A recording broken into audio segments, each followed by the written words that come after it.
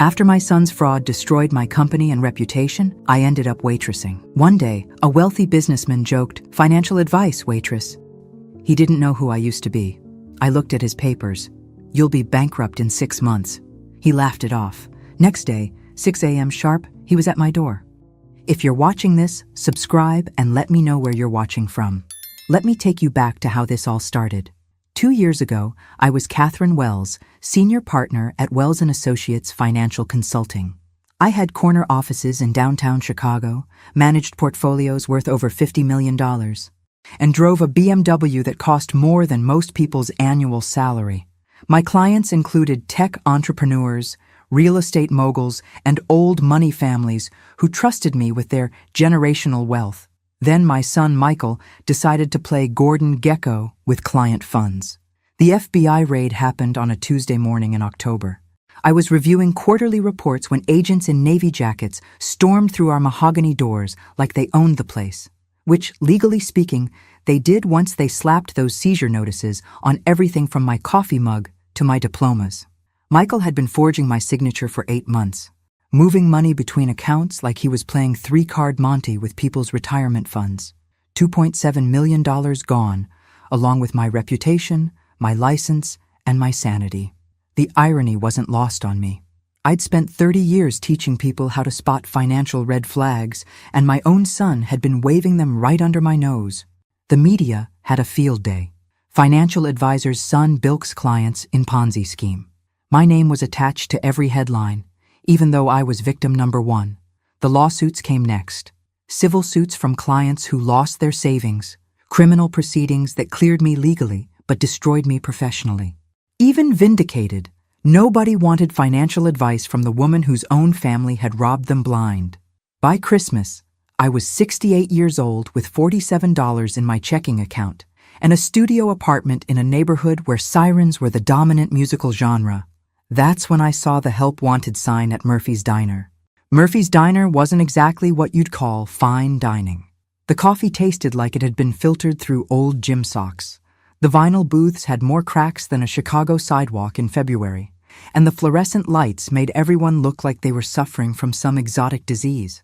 But it paid cash daily, didn't require references, and the owner, Tommy Murphy, didn't care that I'd been plastered across the financial pages for all the wrong reasons. "You ever waitress before?" Tommy asked during my interview, which consisted of him looking me up and down while wiping his hands on a stained apron. "I've been serving people for 30 years, I said. It wasn't technically a lie.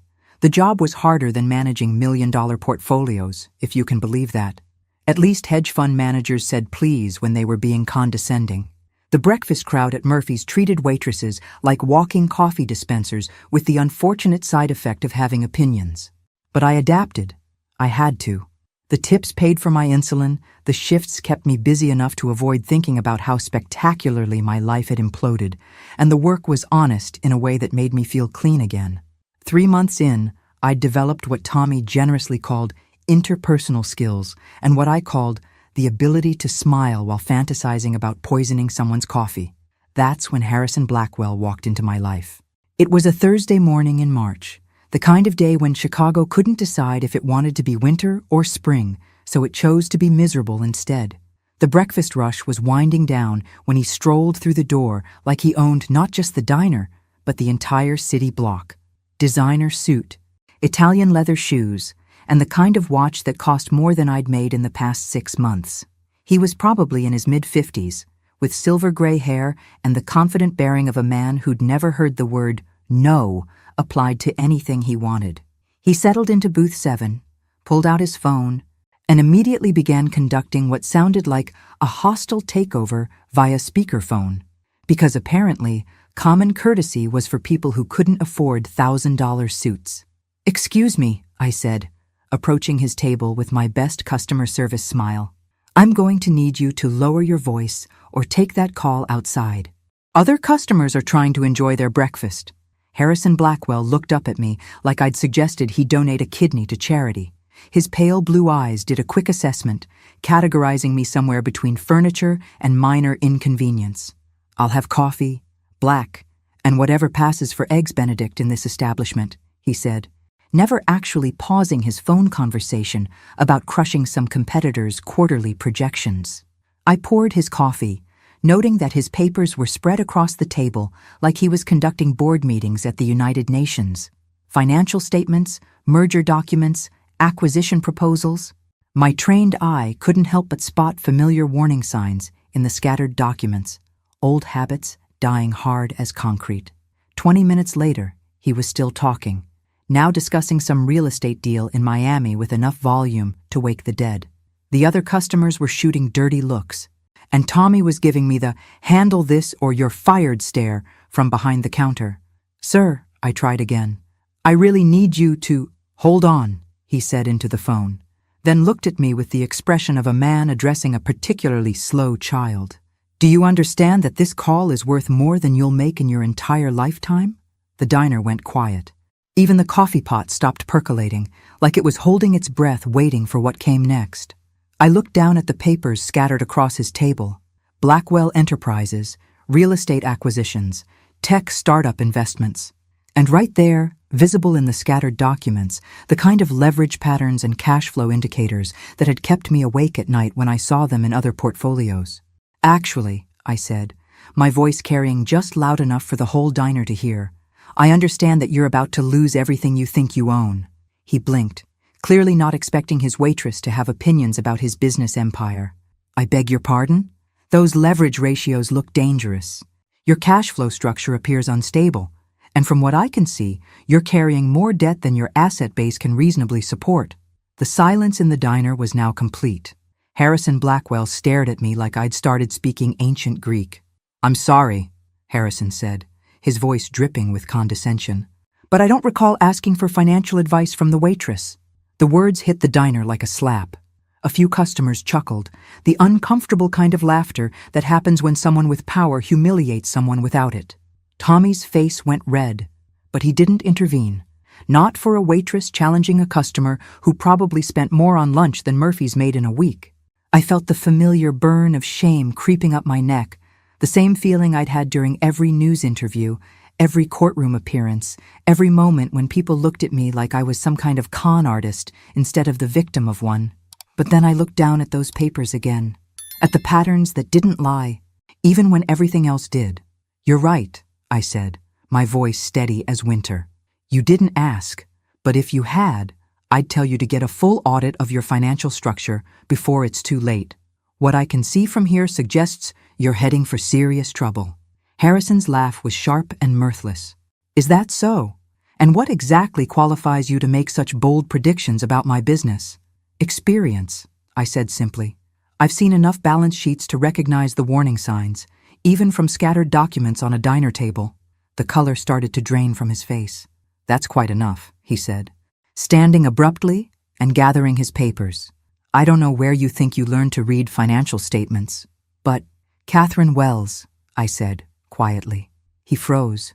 "Wells and Associates Financial Consulting.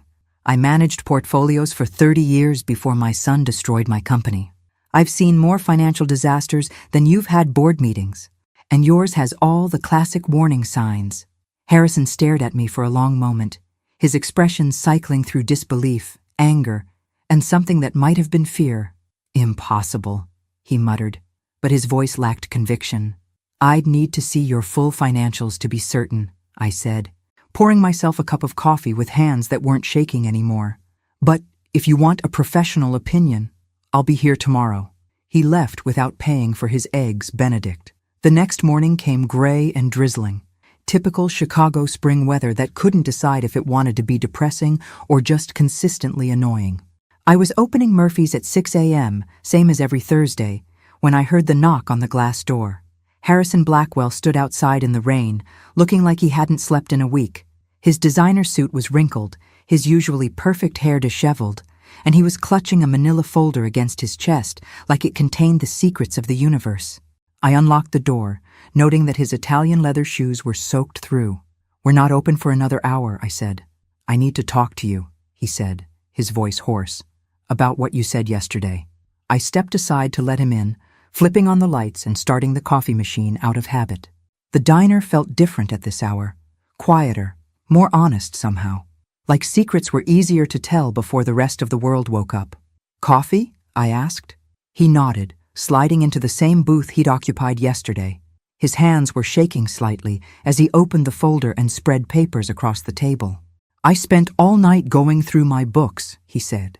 "Had my accountant prepare summary reports, pulled records going back 2 years. I poured his coffee, noting the dark circles under his eyes. "And? You were right." The words came out like he was confessing to murder. "About the warning signs, the leverage problems, all of it. My accountant says we have maybe 4 months before the creditors start circling." I sat down across from him, curious despite myself. In my old life, clients came to me before they reached the cliff edge, not after they'd already started falling. "How did you see it so quickly?" he asked. "My own financial team didn't catch what you spotted in 20 minutes. Your financial team gets paid to tell you what you want to hear," I said, sipping my coffee. "I don't." Harrison laughed, but there was no humor in it. Brutal honesty from the woman I insulted in front of a room full of strangers. "There's some irony for you." "There usually is." He leaned forward, his pale blue eyes intense. "I need your help, Catherine. I don't know what that looks like or what it costs, but I need someone who can see through the bullshit and tell me if there's a way out of this mess." "I'm a waitress," I reminded him. "You're Catherine Wells," he said, "and despite everything that happened, you were one of the best financial minds in Chicago before your son destroyed your company." I felt something stir in my chest, a feeling I hadn't experienced in 2 years. Professional pride, maybe? Or just the simple pleasure of being recognized for something other than my son's crimes. "What exactly are you asking me?" "I'm asking you to save my company." "Save your company?" I repeated, making sure I'd heard him correctly. "Mr. Blackwell, I serve coffee and take orders for eggs. I haven't touched a financial consulting project in 2 years, and when I did, it ended with FBI raids and criminal investigations. Because your son was a thief," Harrison said bluntly. "Not because you were incompetent." The words hung in the air between us. It was the first time in 2 years that anyone had made that distinction without being paid to represent me legally. "Besides," he continued, "what do you have to lose? You're working at a diner in a neighborhood where the sirens play lullabies. I'm offering you a chance to do what you were born to do. And if I can't fix it? If your company collapses anyway?" Harrison shrugged. "Then at least I'll go down knowing I tried everything, including swallowing my pride and asking a waitress for help." I studied his face, looking for signs of deception or desperation. Both were there, but underneath was something else. Respect, maybe. Or just the recognition that pride was a luxury he could no longer afford. "I'd need to do this legally," I said slowly. "I maintained my Series 66 license and kept my LLC active. Old habits. Never thought I'd need them again." "You still have your credentials?" Financial advising was my life for 30 years. Even after everything collapsed, I couldn't quite let go completely. Harrison's expression shifted to something approaching relief. "Then we can do this properly." "I'd need complete access," I continued. "Every bank statement, every loan document, every contract and agreement. No secrets, no off-limits files. Done. I'd need authority to make recommendations. If I say restructure something, you consider it seriously. If I say liquidate an asset, you evaluate it." "Understood. And I'd need my old consulting rate," I said, naming a figure that made his eyebrows rise. "Plus equity if we turn this around. If I save your company, I own part of it." Harrison was quiet for a long moment, calculating risks and rewards with the desperation of a drowning man being offered a life preserver that might be made of concrete.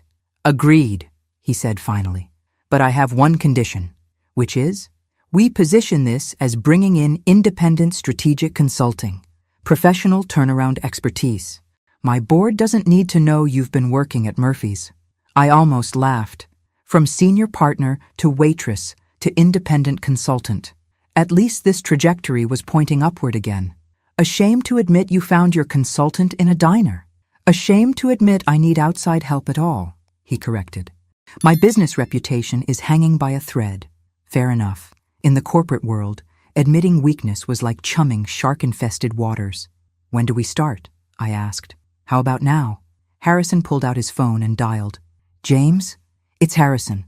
I need you to prepare a complete financial package for Wells Strategic Consulting. Everything. Yes, everything. Have it ready by noon. He hung up and looked at me with something approaching hope. "Welcome back to the game, Catherine Wells." I refilled his coffee cup, my hands steady for the first time in months. Let's see if I remember how to play. Harrison's office occupied the entire 42nd floor of the Blackwell Tower, with floor-to-ceiling windows offering a view of Lake Michigan that probably cost more per square foot than most people's houses. When his assistant, James, handed me the comprehensive financial files, I felt like an archaeologist discovering a lost civilization.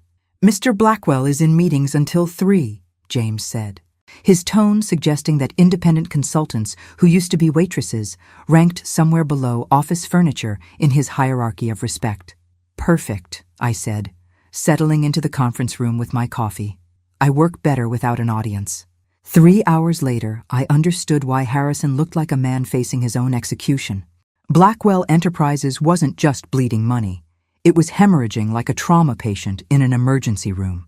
The Miami real estate project alone was a financial catastrophe that made the Titanic look like a minor navigation error. But buried in the chaos, I found something interesting. A pattern of investments that didn't quite fit the rest of Harrison's portfolio. Tech startups, biomedical research, clean energy projects, all showing modest but steady returns while his flashier ventures crumbled. When Harrison returned from his meetings, he found me reorganizing his entire financial structure on the whiteboard like I was planning a military campaign. "How bad is it?" he asked, loosening his tie. "Worse than you thought," I said, capping my marker, "but not as hopeless as it looks." I walked him through the analysis, explaining how his ego had led him to chase high-profile deals while ignoring the solid, unsexy investments that were actually making money. His face grew paler with each revelation. "So what you're telling me," he said slowly, "is that I'm an idiot. I'm telling you that you're a successful businessman who started believing his own press releases," I corrected. "There's a difference, though the end result is remarkably similar." Harrison laughed despite himself. "Brutal honesty strikes again.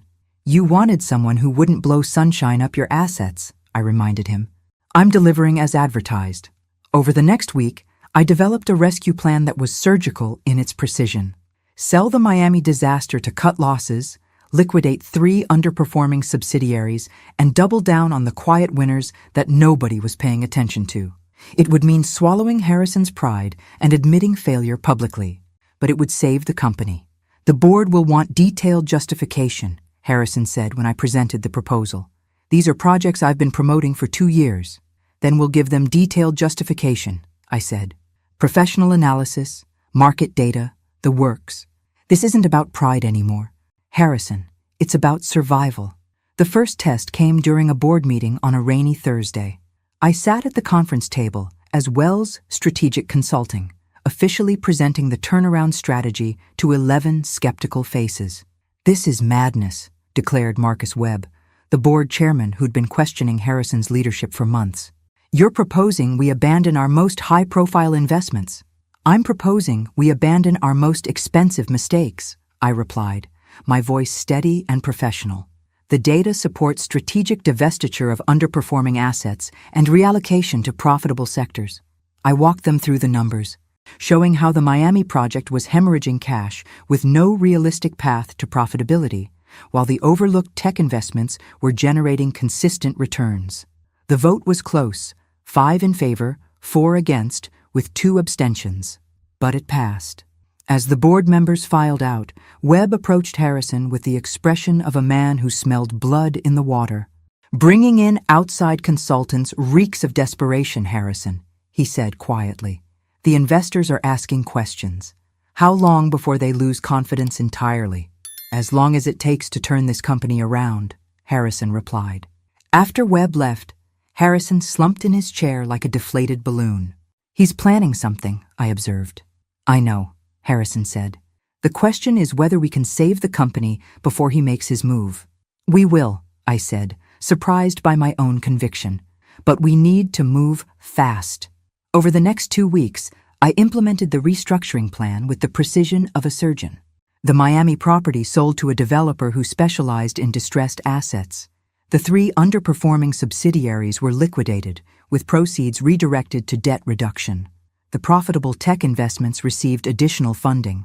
Harrison's company began showing signs of recovery, but Webb's opposition grew more vocal. He questioned every decision, demanded additional board meetings, and made it clear he was building a case for Harrison's removal. "He's not just trying to remove you," I told Harrison one evening as we reviewed quarterly projections. "He's positioning himself for a takeover." "Based on what?" "Pattern recognition. I've seen it before. Board chairman undermines CEO, creates crisis of confidence, then swoops in to save the company. Usually involves acquiring additional shares at discount prices during the chaos." Harrison stared at the financial reports spread across his desk. "So what do? We do what we've been doing. Save the company despite his interference. Make our success so obvious that the board has no choice but to support you." But I had a feeling Webb wasn't going to make it that easy. 3 weeks into our partnership, I was working late in Harrison's office when I found the photograph tucked inside a loan agreement from 1987. It was a family photo. Harrison, maybe 20 years younger, with his arm around a woman with dark hair and warm eyes. 2 small children sat at their feet, a boy and a girl who couldn't have been more than 5 and 7. "My family," Harrison said from the doorway, startling me. "Former family, I should say." I held up the photograph. "Divorce? Death," he said quietly, settling into the chair across from me. "Car accident. Drunk driver ran a red light when the kids were 8 and 10. The words hit me like a physical blow. "Harrison, I'm so sorry. It was 15 years ago," he said, but his voice carried the weight of someone who'd never quite recovered. "Sarah always said I worked too much, that I was building an empire for a family that never got to see me. After they died, work was all I had left." Suddenly, his desperate need to save the company made perfect sense. It wasn't about money or ego. It was about preserving the only thing that gave his life meaning. "Is that why you've been making increasingly risky investments?" I asked gently. "Because the safe choices remind you of what you lost?" Harrison was quiet for a long moment. "You're quite the psychologist, along with being a financial wizard." "I'm a mother," I said. "I understand loving someone so much that losing them breaks something inside you." "Your son." "My son broke something different," I said. "Trust mostly, but love? That's harder to kill." We worked in comfortable silence after that. Both of us focused on numbers that represented more than profit and loss.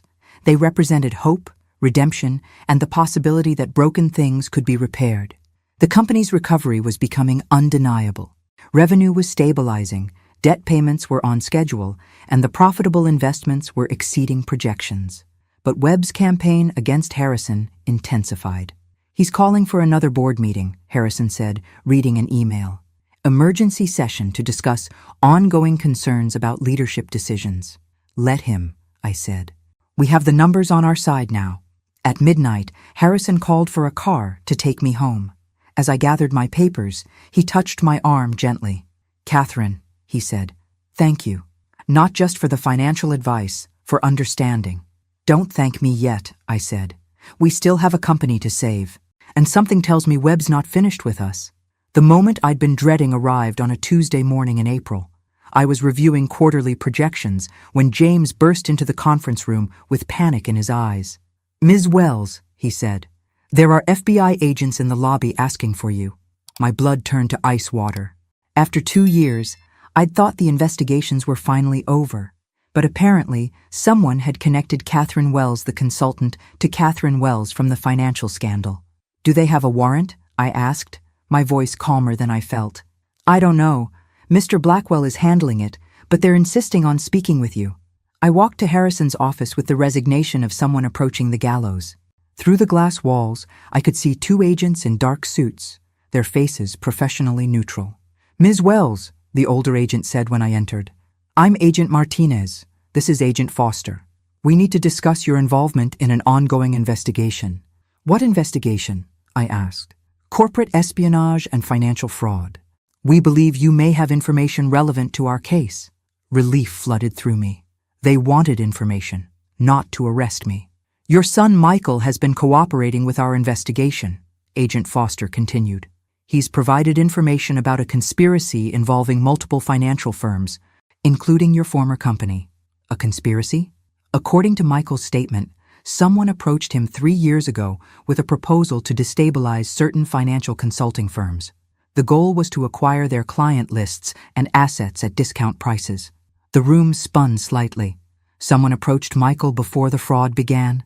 A board member of a major corporation who specializes in acquiring distressed companies. Michael claims this person provided specific instructions on how to make the fraud look like a family business gone wrong. Harrison's face went white. Are you saying Catherine was specifically targeted? We believe so, yes. The fraud wasn't random. It was orchestrated to destroy Wells and Associates so the assets could be acquired cheaply. Agent Martinez pulled out a photograph and placed it on the desk. Marcus Webb, in what appeared to be a restaurant, sitting across from a younger man I recognized as my son. Do you recognize this man, Ms. Wells? I stared at the photograph, feeling pieces click into place with sickening clarity. That's Marcus Webb. He's on Mr. Blackwell's board of directors. Mr. Webb has been under surveillance for 6 months, Agent Foster said. We believe he's been using this method to acquire multiple companies, create financial chaos, then swoop in to purchase assets at pennies on the dollar. Harrison stood abruptly and walked to the window. That's why he's been trying to remove me. If Blackwell Enterprises fails, he can acquire it himself. Exactly. But with Ms. Wells helping to turn the company around, his plan is failing, which is why we need your help. What kind of help? I asked. We need you to attend tomorrow's board meeting, Agent Martinez said, wearing a wire. The emergency board meeting Webb had called for the next afternoon was standing room only. Webb arrived with his alliance of co-conspirators, clearly expecting to deliver the killing blow to Harrison's leadership. The wire I wore felt like a lead weight against my chest, but Agent Martinez's voice in my earpiece was steady and reassuring. Ladies and gentlemen, Webb began, standing at the head of the conference table. We're here to discuss the continued financial instability of this company and the need for new leadership. He launched into a prepared speech about Harrison's poor judgment, questionable consulting choices, and the need for immediate change. But I noticed his eyes kept darting to me, as if he recognized something familiar but couldn't quite place it. The numbers don't support your concerns, Marcus, I said when he finished. Blackwell Enterprises has shown consistent improvement over the past 2 months. Revenue is stabilizing, debt is being reduced, and profitable sectors are expanding. Webb's face darkened. And who exactly are you to make such assessments? Wells Strategic Consulting appears to have materialized out of nowhere. Catherine Wells, former senior partner at Wells and Associates Financial Consulting, I said, standing slowly. You might remember my company. You helped destroy it 3 years ago. The room went dead silent. Webb's face went through several color changes before settling on a pale gray. I have no idea what you're talking about, he said, but his voice lacked conviction. Agent Martinez from the FBI might disagree, I said, nodding toward the door. As if summoned by my words, the conference room doors opened and federal agents entered. Marcus Webb, Agent Martinez said, you're under arrest for conspiracy to commit wire fraud, corporate espionage, and racketeering. In the chaos that followed, as Webb was led away in handcuffs and several board members scrambled to distance themselves from the scandal, Harrison and I stood together by the windows. The wire recording had captured everything. Webb's admission that he'd orchestrated multiple company failures, his plan to acquire Blackwell Enterprises, and enough evidence to connect him to the destruction of my original company. So, Harrison said quietly, what happens now? Now we rebuild, I said. Your company, my reputation, everything they tried to destroy. Together? I looked at this man who had insulted me as a waitress and then trusted me to save everything he valued, who had stood by me when the FBI came calling and never questioned my integrity. Together, I agreed. 6 months later, Blackwell Enterprises was thriving under new leadership, and Catherine Wells was once again a name associated with financial excellence rather than scandal. The insurance settlement from Webb's crimes had restored most of my original clients' losses, and Wells Strategic Consulting had a waiting list of corporations seeking turnaround expertise. Sometimes the best revenge is simply refusing to stay down when someone tries to destroy you. And sometimes the most unlikely partnerships become the strongest foundations for rebuilding everything you thought you'd lost forever. At 70 years old, I'd learned that it's never too late to fight back, and success tastes sweetest when it comes after someone has tried their best to break you. Thanks for listening. Don't forget to subscribe and feel free to share your story in the comments. Your voice matters.